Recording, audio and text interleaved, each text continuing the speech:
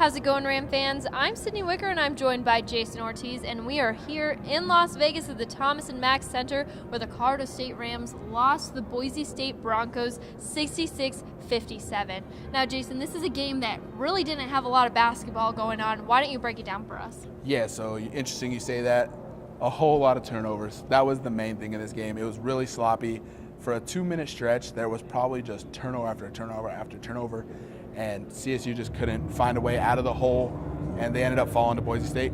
Yeah, it's crazy that you bring up turnovers, because that really did it for both teams today. Boise State had 15 total turnovers, while Colorado State had 18 total turnovers. So that was just sloppy basketball right there, looking at all those turnovers. Yeah, and when CSU's turning the ball over, they're not a very effective team.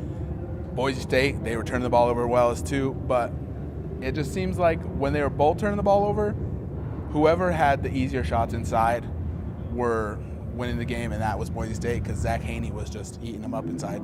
Yeah, for sure. And two players I was expecting to see a lot more from. One of them was Adam Thistlewood, the freshman for Colorado State. He's been hitting threes all season for this team and really been leading the Colorado State team, but he went 0 for 7 from the court today. And then on the other side of the ball for Boise State, Justinian Jessup, he went 0 for 5 from the court today. And just having both of those players not at their most, it definitely did it for both teams today. Yeah, and it's sad to see that the two best three-point shooters in that game, neither one hit a three.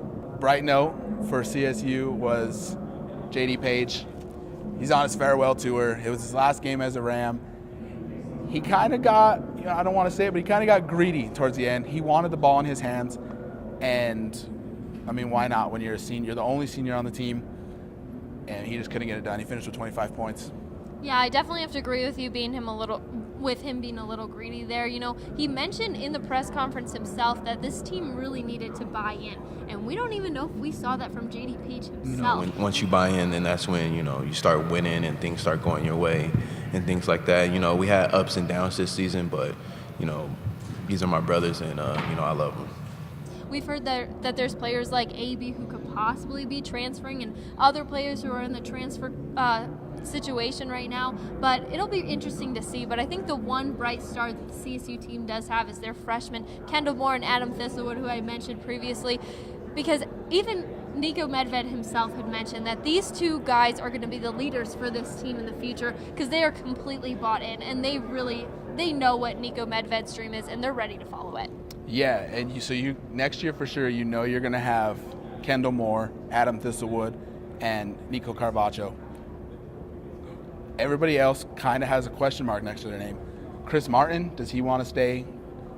Deion James, who sat out this entire year, do we think he's going to transfer? Nobody knows. But the big one, I think, is Anthony Matsutin-Bonner. If he transfers, I don't know that his shooting style will work with a lot of teams.